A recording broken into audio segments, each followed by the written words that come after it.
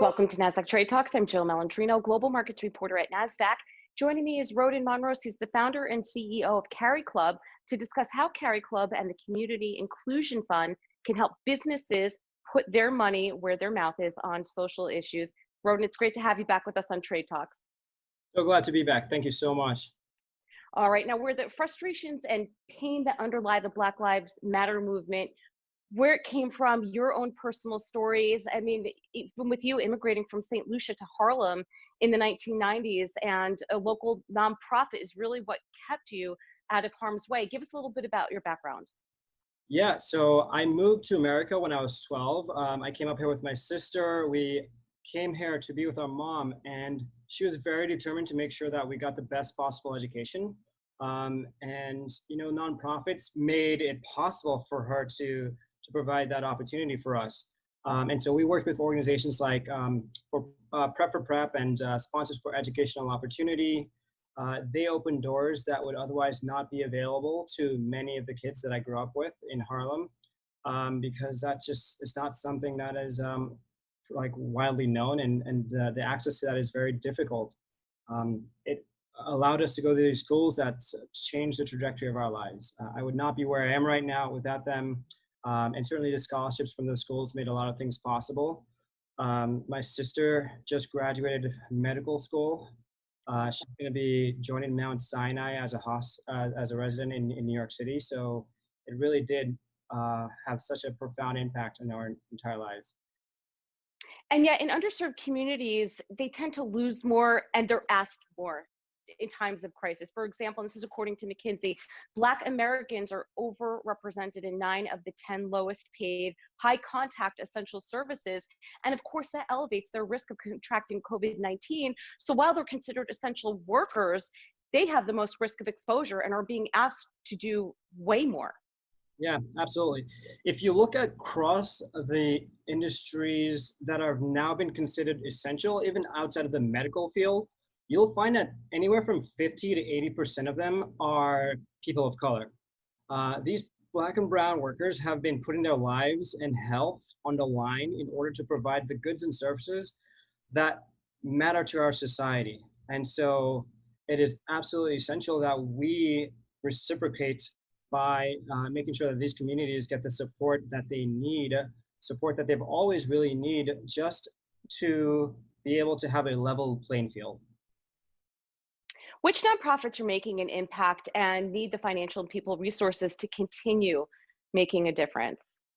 So, I mean, there are so many organizations involved right now. It's hard to zero in on any specific one of them, but I will say that if you focus on the categories where it comes to education, closing the achievement gap, organizations that I just mentioned between Prep for Prep and SEO, they've shown that they've been able to achieve that.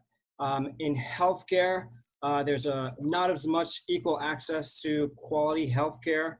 If you look at New York City, there's a $10,000 difference between educating someone who's from a low income community versus from a wealthy community. All those factors combine earlier on in someone's life to really make it very difficult for them to come out of the situation that they were born into. And that's like something that should never be accepted, and something that I hope that changes through this awakening that I like to call it. Yeah, Rhoden, and it's interesting because corporate America has certainly stepped up in terms of what they're doing to support Black Lives Matter and to increase their diversity and inclusion programs. There is no place for racism or bigotry in corporate America, that's for sure. But it's one thing to put throw money at a solution or say all these nice things, and then it's another thing to put your money where your mouth is. So when you think of corporate America, how can they continue to be part of the solution, and how can CariClub and the Community Inclusion Funds help them get there? Yeah, so the thing that I've been very heartened by is the fact that companies are willing to make a public statement, take a public stance to say that they support this movement, they are embracing this awakening, and they're willing to put their full weight and resources behind it.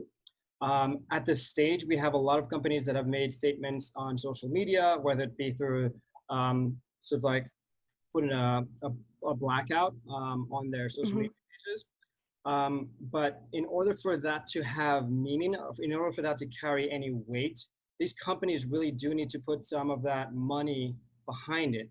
And one of the issues that continues to plague some of these low-income communities is the fact that access to employment has been such a challenge, and quality employment at that, a livable wage, has been such a challenge. So companies really do play an important role in solving, in being part of the solution. And they could do that by, again, reviewing their hiring practices, but also making sure that there's better representation in managers and at the board level, especially at the board level, because that's where so many of the conversations that affect so many of us happen.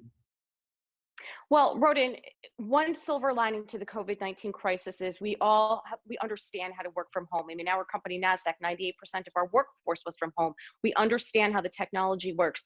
The good thing for creating a more diverse and inclusive workforce is if you can work from home, a lot of lower income families can't afford to live anywhere close to the city. 2 to 3 hours of a commute, in economic doesn't make any sense, right? So being able to work from home and understanding how this technology works opens up the opportunity for a more diverse workforce globally.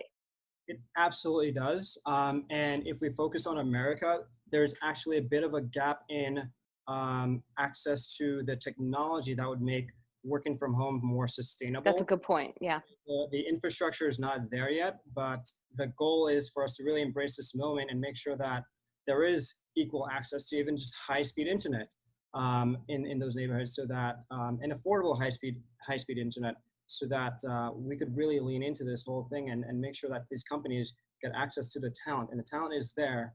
It's just that there's not been that bridge. All right, Rhoden, thanks for all the great work you're doing, and thanks for joining me on Trade Talks. Thank you so much. And if you are interested in getting involved in a nonprofit board that is supporting so many of these communities, join CariClub.com or talk to me about the Community Inclusion Fund. All right, Rhoden, thanks so much. And thanks for joining us on Trade Talks. I'm Jill Malandrino, Global Markets Reporter at Nasdaq.